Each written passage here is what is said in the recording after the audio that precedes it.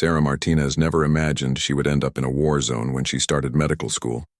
She was 24 years old, fresh out of nursing school in Phoenix, Arizona. Her dream was simple: work in a children's hospital and help sick kids get better. War was something she only saw on television news, something that happened to other people in faraway places. But life has a way of changing plans when you least expect it. Sarah grew up in a small town outside Phoenix. Her father worked construction, and her mother cleaned houses to make ends meet. Money was always tight in their household. Sarah was the first person in her family to go to college. She worked 2 jobs while studying to become a nurse, one at a local diner serving coffee and sandwiches, another cleaning offices at night. Her professors always said she had magic hands. Patients felt calmer when Sarah took care of them.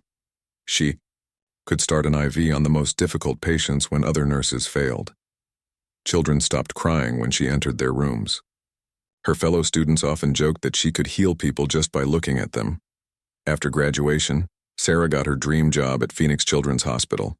She loved working in the pediatric wing, helping little ones recover from surgeries and illnesses. The bright-colored walls, the sound of children laughing when they felt better, the grateful hugs from parents.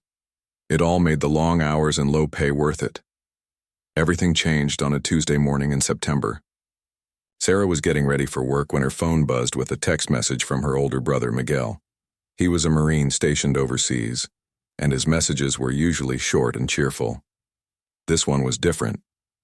"Sarah, I'm in trouble. Got shot yesterday. Doctors here say I need surgery, but they don't have enough medics. Guys are dying because we don't have enough medical help.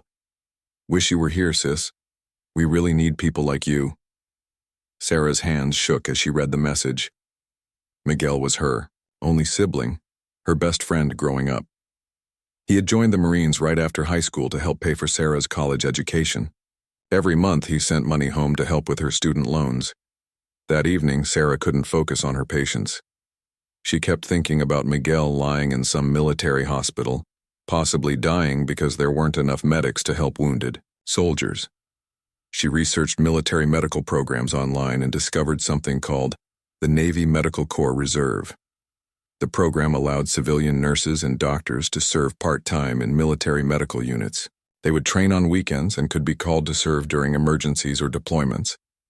It wasn't something Sarah had ever considered, but Miguel's message haunted her.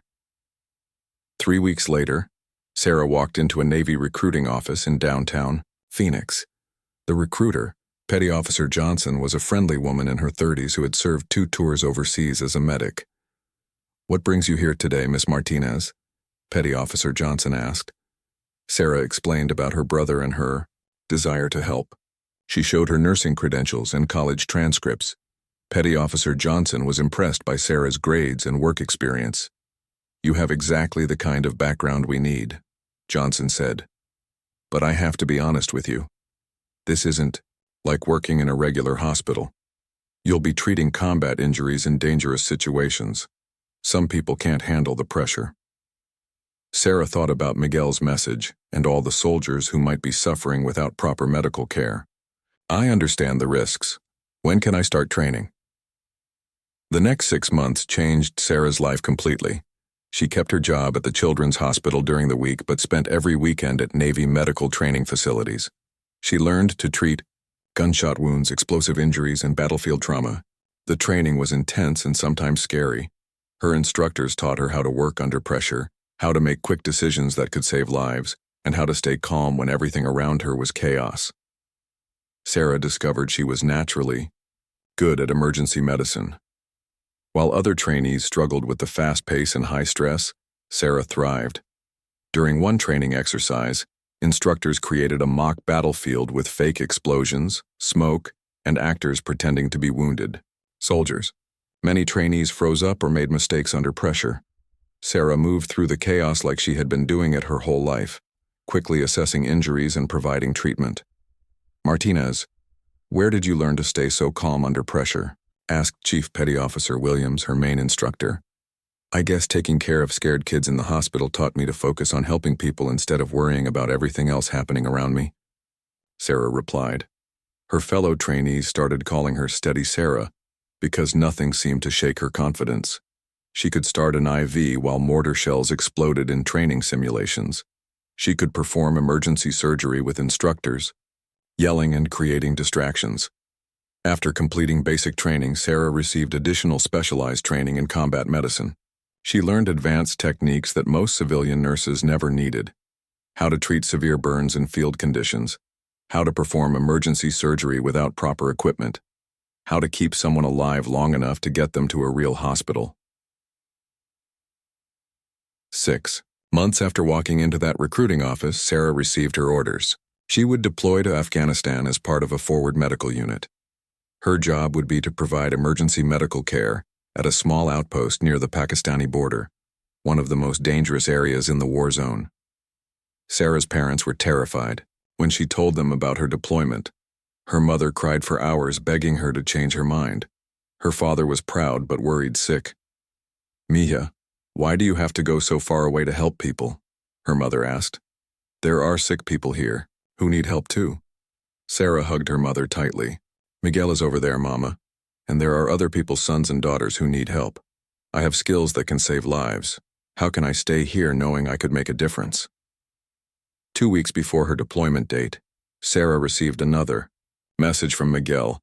He had recovered from his injuries and was back on duty.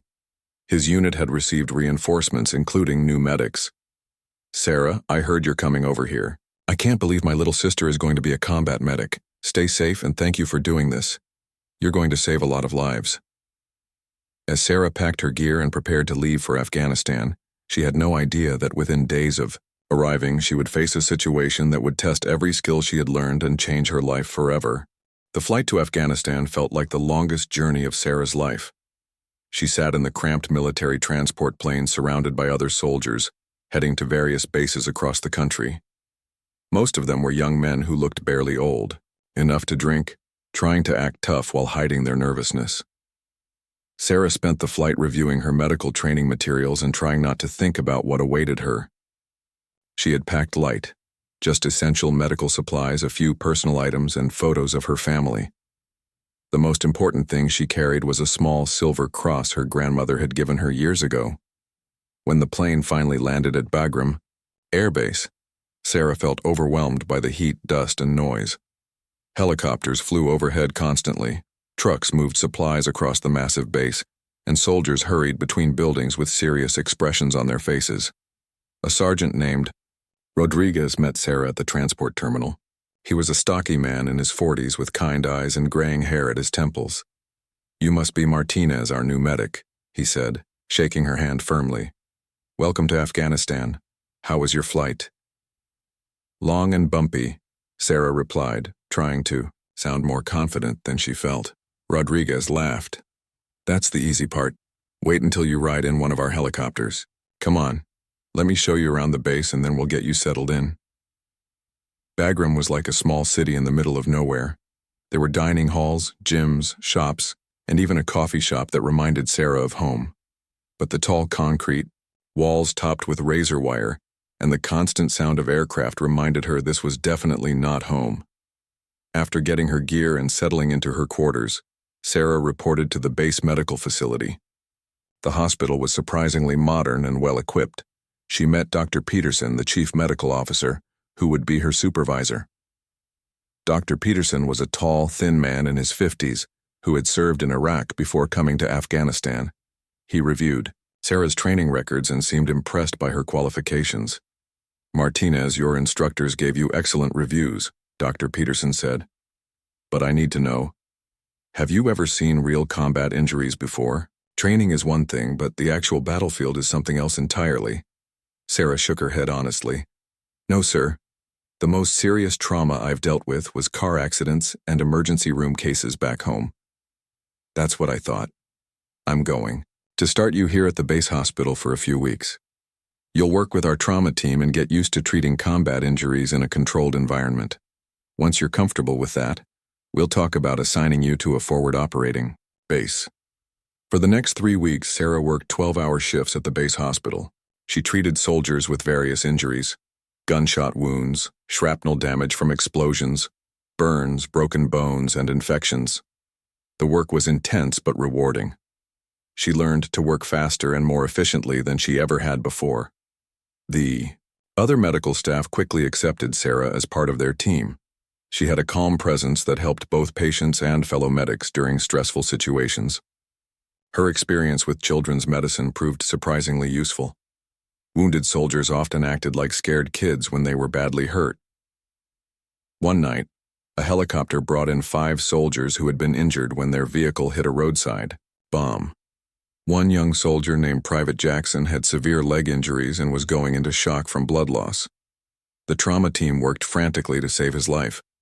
Sarah assisted Dr. Peterson during the emergency surgery. For 3 hours, they worked to repair damaged blood vessels and bone fragments. At one point, Private Jackson's heart stopped beating. Sarah immediately began CPR while Dr. Peterson prepared a defibrillator. "Come on, Jackson.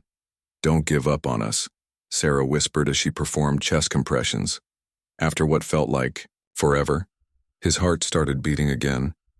The surgery was successful and Private Jackson eventually recovered enough to be flown back to the United States for further treatment. A week later, he sent a message thanking the medical team for saving his life. Dr. Peterson called Sarah into his office after the Jackson case. "Martinez, you did excellent work during that surgery.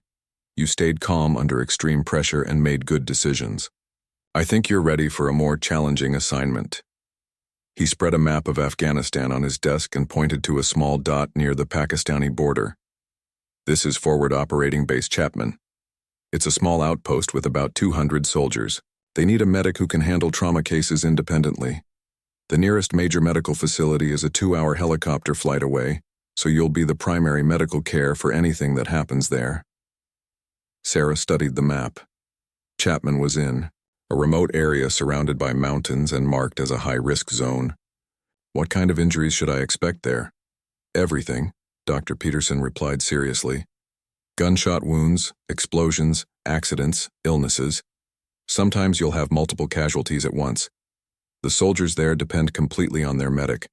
It's a big responsibility, but I believe you can handle it." 2 days later, Sarah climbed aboard a helicopter heading to Phoebe Chapman. She carried a large medical kit with supplies for treating various trauma injuries, plus equipment for emergency surgery. The flight took her over mountainous terrain that looked both beautiful and dangerous. As they approached Chapman, Sarah could see it was much smaller than Bagram.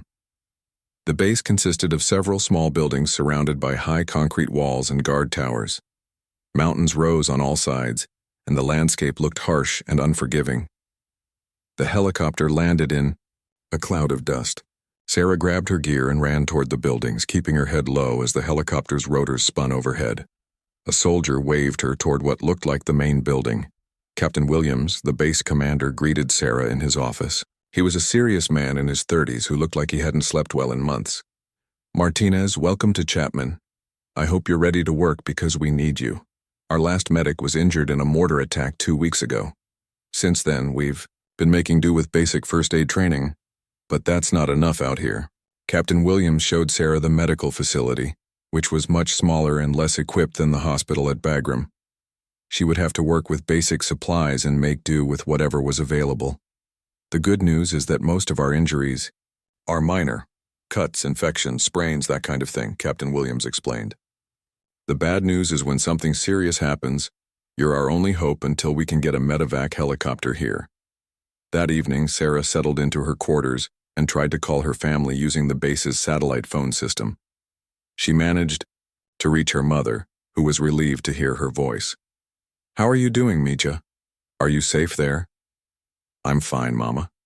It's different from home, but the soldiers here are good people. They take care of each other."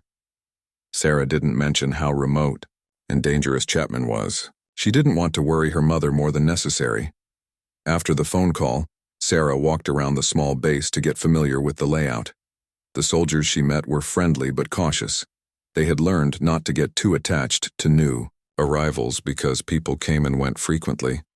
As Sarah lay in her narrow bunk that first night, listening to the sound of generators and distant radio chatter, she wondered what challenges awaited her at Chapman.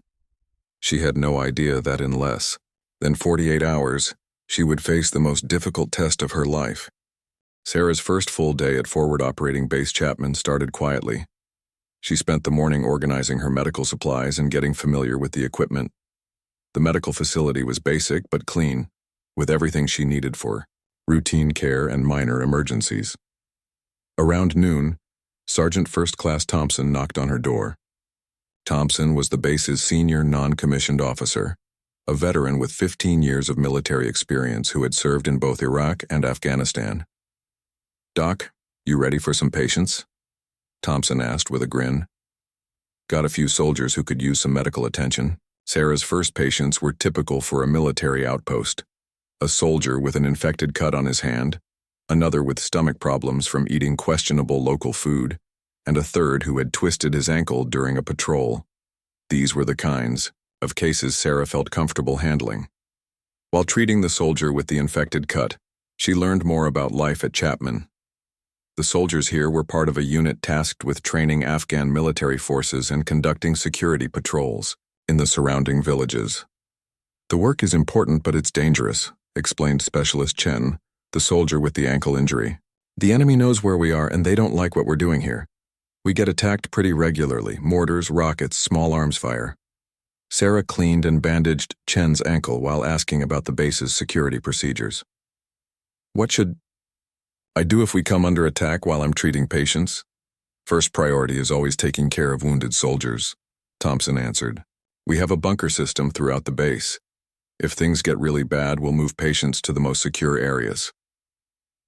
That evening, Sarah joined the soldiers for dinner in the small dining hall. The food was simple but decent. Military rations, supplemented with some fresh vegetables from local suppliers. She sat with a group of younger soldiers who were curious about her background. "So, Doc, what made you want to come out here to this garden spot?" asked Private Wilson, a 19-year-old, from Texas with a friendly smile. Sarah explained about her brother Miguel and her desire to help soldiers who needed medical care. The soldiers listened respectfully, and she could see they were grateful to have a trained medic at their base again. "Well, we're sure glad you're here," Wilson said. "The last few weeks without a proper medic have been pretty scary. Knowing you're here makes everybody feel a lot safer." After dinner, Sarah called her brother Miguel using the satellite phone. He was now stationed at a larger base in eastern Afghanistan and was excited to hear from her. "Sarah, I can't believe you actually did it. How are things at your base?" "It's different from what I expected, but good so far. The soldiers here are really professional and they look out for each other. I treated a few minor cases today, nothing too challenging." "That's great, sis. Just remember your training and trust your instincts. And Sarah, stay safe out there, okay? This isn't Phoenix Children's Hospital." The next morning, Sarah was awakened at dawn by the sound of helicopters landing at the base. She looked out her window and saw soldiers unloading supplies and equipment from 2 Blackhawks. This was a regular resupply mission that happened every few days. Around mid-morning, Sarah was reviewing medical protocols when she heard shouting outside. She looked out to see soldiers running toward the main gate. Something was happening. Sergeant Thompson appeared in her doorway, breathing hard. "Doc, we've got incoming wounded from a patrol that got hit by an IED about 5 miles from here. 4 casualties, at least 2 serious. They're bringing them in by helicopter in about 10 minutes. Sarah felt her heart rate increase, but her training kicked in immediately. This was what she had prepared for during all those months of training. "What do we know about their injuries?" "Not much yet. Radio reports mention possible amputations and severe bleeding. You better get the medical bay ready for trauma surgery." Sarah moved quickly to prepare her medical facility for multiple casualties. She laid out surgical instruments, checked her supply of blood products and IV fluids, and set up multiple treatment areas. This would be her first real test as a combat medic. The helicopter arrived in a cloud of dust and noise. 4 soldiers carried stretchers toward Sarah's medical facility while she waited at the door. The first casualty was Sergeant Martinez, a man about her own age who had severe injuries to both legs from the explosion. "What's his status?" Sarah asked the soldiers who had carried him in. "Lost consciousness twice on the way here. Massive bleeding from both legs. We got tourniquets on them, but he's lost a lot of blood," reported Corporal Johnson, who had been with Martinez when the explosion happened. Sarah immediately began assessing Martinez's injuries while her assistants, soldiers with basic medical training, helped with the other casualties. Martinez had compound fractures in both legs and was going into shock from blood loss. The second serious casualty was Private Adams, who had shrapnel wounds across his chest and arms. He was conscious, but in severe pain and having trouble breathing. Sarah could see that one piece of metal had punctured his lung. With 4 wounded soldiers and only herself to provide advanced medical care, Sarah had to make quick decisions about who to treat first. This was exactly the kind of scenario her instructors had warned her about: multiple casualties with life-threatening injuries. Sarah decided to focus on Martinez first because his blood loss was the most immediately life-threatening. She started 2 IV lines and began giving him blood products to replace what he had lost. At the same time, she directed her assistants to monitor Adams and the other 2 casualties. "Johnson, I need you to hold pressure on Adams's chest wounds while I work on Martinez. Don't let up even if he complains. Wilson, start an IV on Private Davis and check his vital signs every few minutes."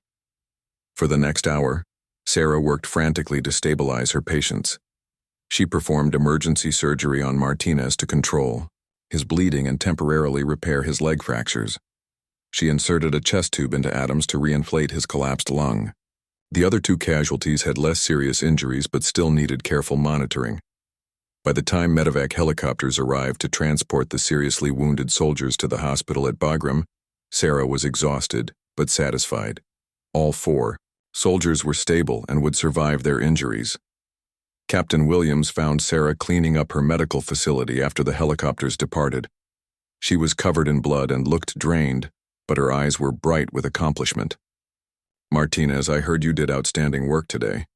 Johnson and Wilson told me you saved Martinez's life. He would have died from blood loss if you hadn't acted so quickly." Sarah sat down heavily in a chair, finally allowing herself to feel the emotional impact of what had just happened.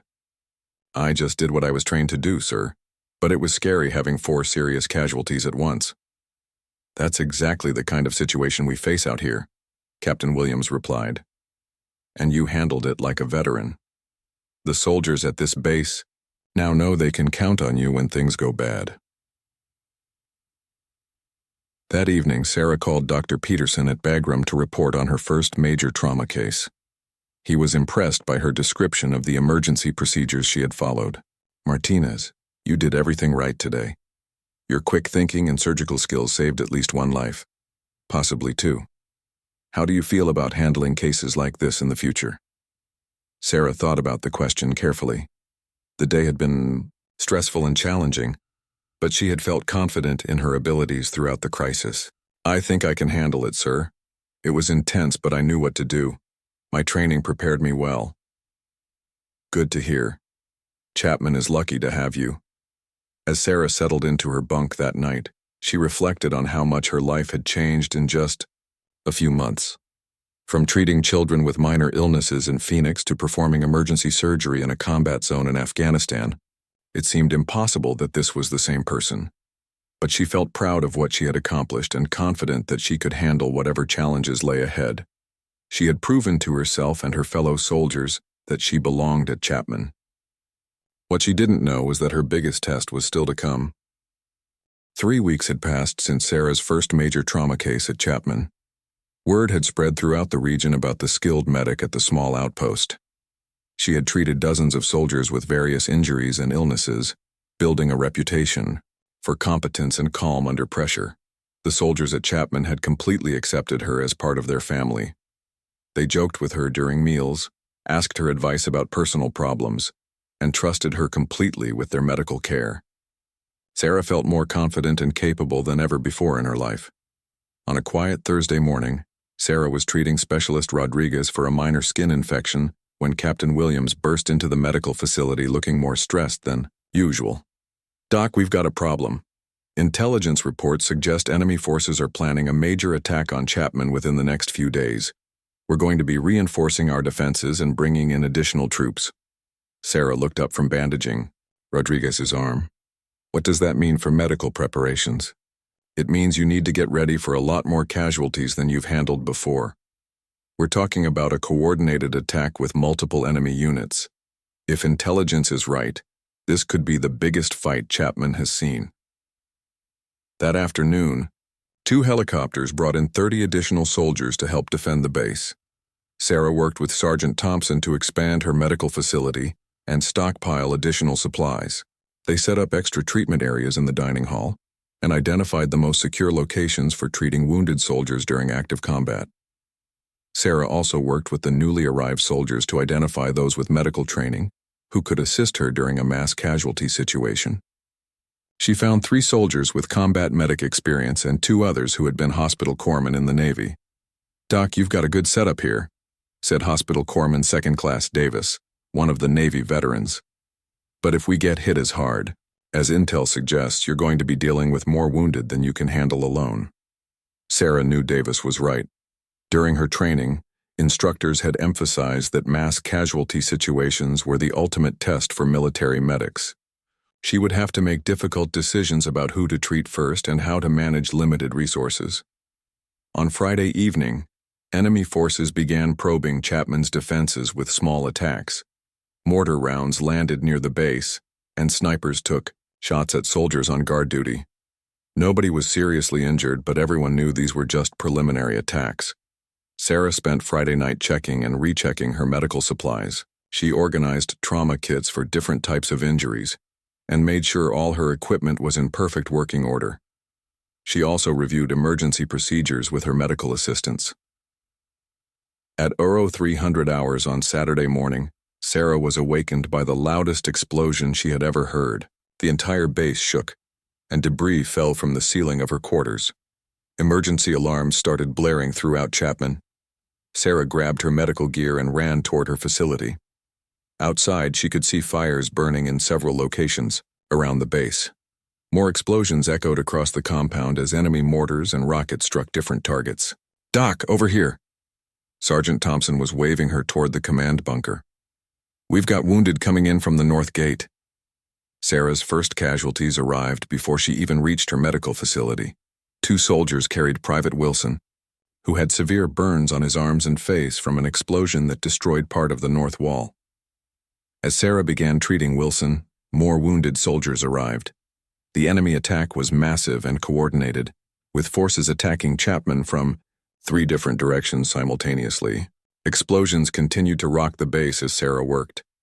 Within 30 minutes, Sarah had 12 wounded soldiers in her medical facility. The injuries ranged from minor shrapnel wounds to life-threatening trauma. Her medical assistants worked alongside her, following the procedures they had practiced. The most seriously injured soldier was Lieutenant Foster, the base's intelligence officer. He had been caught in a direct mortar strike and had multiple shrapnel wounds, internal bleeding, and a severe head injury. Sarah knew he needed immediate surgery to survive. While performing emergency surgery on Foster, Sarah could hear the battle raging outside. Machine gun fire, explosions, and shouting filled the air. Several times enemy rounds struck the medical facility building, but the thick concrete walls provided protection. "Doc, we've got more wounded coming in," Hospital Corpsman Davis called from the entrance. 5 more casualties, at least 2 critical. Sarah looked up from Foster's surgery. She was covered in blood, exhausted, and overwhelmed by the number of patients needing immediate attention. This was exactly the scenario she had feared. More critically injured soldiers than she could possibly treat adequately. The new casualties included Sergeant Martinez, who had been hit by sniper fire and was bleeding heavily from a chest wound. Another soldier, Corporal Jackson, had lost his left leg below the knee from an explosive device. Sarah made the most difficult decision of her military career. She had to choose which critically injured soldiers to focus on and which ones would have to wait. In military medicine, this process was called triage, sorting casualties by their chances of survival and the resources needed to save them. Foster needed continued surgery but was stable for the moment. Martinez was bleeding heavily but could be saved with immediate attention. Jackson needed emergency amputation surgery but would likely survive even with a delay in treatment. Sarah decided to focus on Martinez first because his bleeding could be controlled relatively quickly, then return to Foster's surgery, and finally treat Jackson's amputation. Davis, I need you to monitor Foster's vital signs and call me immediately if anything changes. Rodriguez, help me with Martinez's chest wound. We need to stop this bleeding right now. For the next 4 hours, Sarah worked non-stop treating wounded soldiers while the battle continued around Chapman. She performed emergency surgery, set broken bones, treated burns, and managed pain for soldiers with various injuries. The enemy attack was the most intense Chapman had ever experienced. Enemy forces had surrounded the base and were trying to overwhelm the defenders with superior numbers. American artillery and air support kept the attackers from overrunning the base, but the fighting continued throughout the morning. Around 800 hours, Captain Williams appeared in the medical facility, looking grim. His uniform was torn and dirty, and he had a bandage on his left arm where shrapnel had grazed him. Doc, how are you holding up? We've got reports of more wounded coming in from the eastern perimeter. Sarah looked around her medical facility. Every available space was occupied by wounded soldiers. Some were stable and recovering, others needed constant monitoring, and several still required surgery. Sir, I'm running out of space and some supplies are getting low. How much longer do you think this attack will continue? Air support is on the way. Apache helicopters should be here within the hour, and we've got reinforcements coming by ground convoy.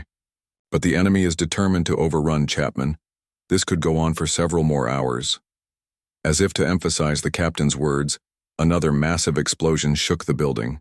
More wounded soldiers would be arriving soon, and Sarah would have to continue making life-and-death decisions under extreme pressure. She looked at her medical assistants, all of whom were exhausted but still working efficiently. Hospital Corpsman Davis was starting an IV on a soldier with severe dehydration. Rodriguez was changing bandages on burn victims. Everyone was doing their part to save as many lives as possible. Sarah took a deep breath and prepared for the next wave of casualties. She had trained for situations like this, but nothing could have fully prepared her for the reality of treating massive trauma while under enemy fire. The next few hours would test every skill she had learned and push her to her absolute limits. By mid-morning, Sarah had treated over 20 wounded soldiers, and the battle for Chapman was reaching its peak intensity. Enemy forces had breached the outer defensive walls in 2 locations, and fighting was taking place inside the base compound. Sarah's medical facility had become a refuge not just for wounded soldiers, but for anyone seeking shelter from the intense combat. Several Afghan interpreters who worked with the American forces had taken cover in the building, along with civilian contractors who maintained base equipment. The sound of gunfire was now very close to the medical facility. Sarah could hear American soldiers shouting orders and calling for ammunition just outside her building. Several times, stray bullets struck the walls, reminding everyone how dangerous their situation had become. Around 10:30 hours, Hospital Corpsman Davis ran into the medical facility carrying a wounded soldier Sarah didn't recognize. The man was wearing civilian clothes and had severe injuries to his chest and abdomen. Doc, this is Dr. Ahmad, one of our Afghan medical consultants, Davis explained breathlessly. He was caught in the crossfire trying to help some wounded Afghan soldiers outside the base. Sarah quickly assessed Dr. Ahmad's injuries. He had been shot twice in the chest and was losing blood rapidly. His breathing was labored, and he was drifting in and out of consciousness. As Sarah began emergency treatment on Dr. Ahmad, she learned he was a respected physician who had been working with American forces for over 2 years. He helped train Afghan medical personnel and provided care for both military and civilian casualties. Dr. Ahmad, can you hear me? Sarah asked while starting an IV and preparing to treat his wounds. Ahmad opened his eyes and focused on Sarah with difficulty. American medic woman, he whispered in accented English. Thank you for helping me. I know who you are. Soldiers speak of your skill. Sarah was surprised to learn that her reputation had spread beyond Chapman to local Afghan personnel. While treating Ahmad's wounds, she asked about his family and background. I have 3 daughters and 1 son, Ahmad replied weakly. My wife is teacher in village school. We want peace for Afghanistan, but war makes everything difficult. As Sarah worked to stabilize Ahmad, she reflected on how this conflict affected not just American soldiers, but Afghan families trying to build better lives. Dr. Ahmad represented the hope that Afghanistan could eventually find peace and stability. The eager battle outside intensified as enemy forces made one final push to overrun Chapman. Sarah could hear the distinctive sound of Apache helicopters arriving to provide air support. The powerful aircraft began attacking enemy positions with missiles and cannon fire. Despite the air support, enemy fighters continued to penetrate the base defenses. Around noon, Sarah heard American voices shouting just outside her medical facility. "They're in the compound. Defensive positions, everybody." Sergeant Thompson burst through the medical facility door carrying his rifle and looking extremely worried. "Doc, enemy fighters have gotten inside the base. We're setting up a defensive line right here to protect the medical facility. You need to be ready to move patients if we can't hold them off."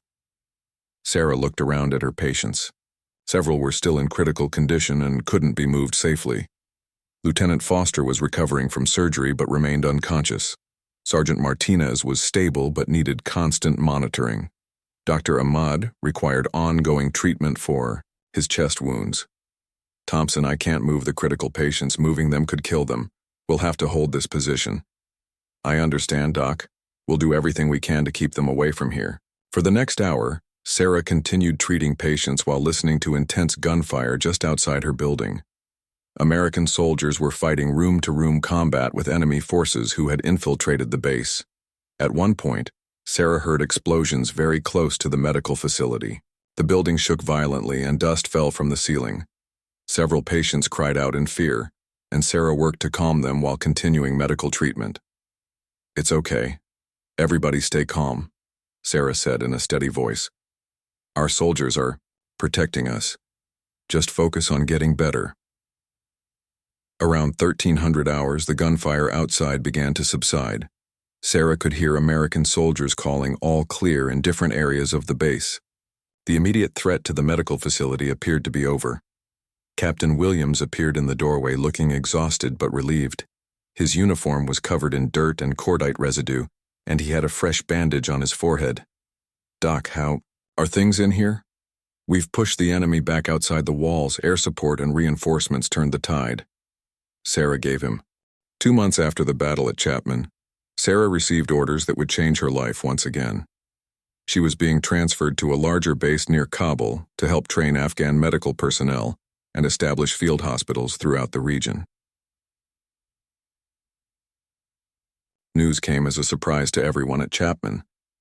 Sarah had become so much a part of the base family that nobody wanted to see her leave.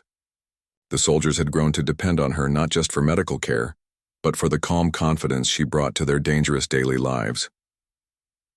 Captain Williams called Sarah into his office to discuss her new assignment. He looked both proud and sad as he explained the transfer. "Martinez, this promotion is well-deserved. Your performance during the attack on Chapman has been noted all the way up to division headquarters. They want you to help develop training programs for Afghan medics throughout the country." Sarah felt mixed emotions about leaving Chapman. She had grown to love the close-knit community of soldiers who had become her extended family.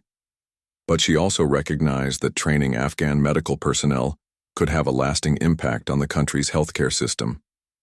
"Sir, will I still be working as a combat medic, or will this be more of a teaching role?" "It'll be both," Captain Williams replied. "You'll be based at Bagram, but you'll travel to different regions to set up medical training programs and sometimes provide direct medical support during operations. It's exactly the kind of work someone with your skills and experience should be doing." Sarah's final week at Chapman was emotional for everyone. The soldiers threw a farewell party in the dining hall, complete with a cake that one of the cooks had somehow managed to create from military rations and creativity. Sergeant Thompson presented Sarah with a plaque signed by every soldier at the base. It read, "To Doc Martinez, the medic who never gave up and never let us down, Chapman's guardian angel." Private Wilson, the young soldier from Texas whom Sarah had treated during her first days at Chapman, spoke for the group. "Doc, when you first got here, some of us weren't sure about having a female medic, but you proved that skill and courage don't depend on gender. You saved lives and earned our respect the hard way. We're going to miss you something fierce." Sarah was moved to tears by the ceremony. These soldiers had accepted her as one of their own and trusted her with their lives. Leaving them felt like leaving family. On her last night at Chapman, Sarah walked around the base one final time. She visited the medical facility where she had treated so many wounded soldiers, the dining hall where she had shared countless meals and conversations, and the communications room where she had called her family back home. At each location, she reflected on how much she had changed during her time at Chapman. She had arrived as an inexperienced combat medic with good intentions but limited confidence. She was leaving as a seasoned military medical professional with a reputation for excellence under pressure. The helicopter ride to Bagram gave Sarah time to think about her future in military medicine. She realized that her experience at Chapman had shown her a career path she had never considered before, becoming a leader in military medical training and development. At Bagram, Sarah was assigned to work with Colonel Mitchell, the chief of medical training for all American forces in Afghanistan. Colonel Mitchell was an experienced military doctor who had spent his career developing medical training programs around the world. "Martinez, I've read your file and heard reports about your performance at Chapman," Colonel Mitchell said during their first meeting. "You have exactly the combination of clinical skills and leadership ability we need for this program." Sarah's new job involved traveling throughout Afghanistan to assess medical training needs at different bases and working with Afghan healthcare professionals to improve their trauma care capabilities. Her first assignment took her to a base near the Pakistani border where she worked with Dr. Rashid, an Afghan physician who was training local medics. Dr. Rashid had heard about Sarah's reputation and was eager to learn American trauma care techniques. "Miss Martinez, Afghan doctors need to learn your methods for treating combat injuries," Dr. Rashid explained. "We see many casualties from fighting, but we do not have proper training for emergency surgery and trauma care." Sarah spent 3 weeks at the base teaching Afghan medics advanced trauma care techniques. She was impressed by their dedication and intelligence but concerned about the limited resources available to them. "Dr. Rashid, your medics are very talented, but they need better equipment and supplies to properly treat serious injuries," Sarah observed. "Yes, this is our biggest problem. We have knowledge and desire to help people, but we do not have modern medical equipment like American forces."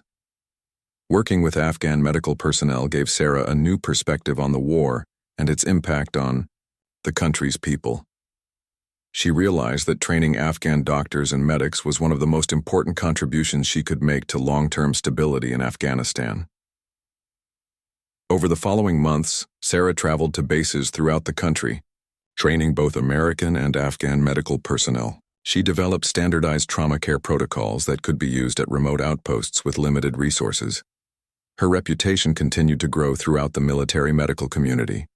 She received commendations from senior officers and was asked to write training manuals for combat medics serving in similar conditions.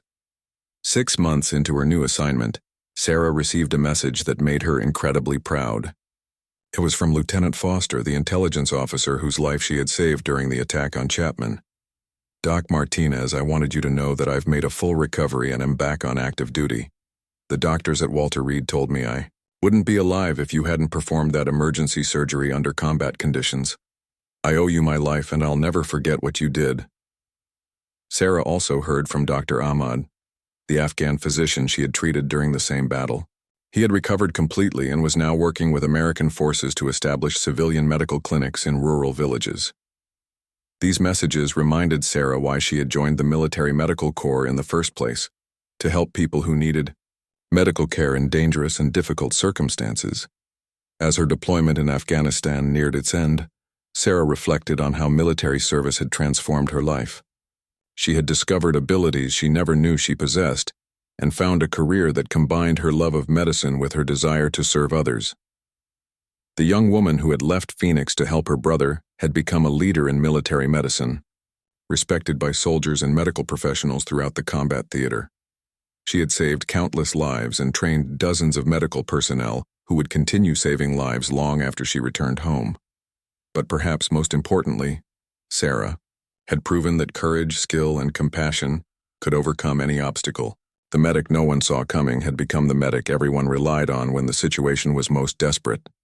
When Sarah finally boarded the plane to return to the United States, she carried with her not just memories of the soldiers she had served with, but knowledge that she had made a real difference in one of the world's most challenging environments. Her one shot at proving herself in combat had changed not just the battlefield, but her entire life.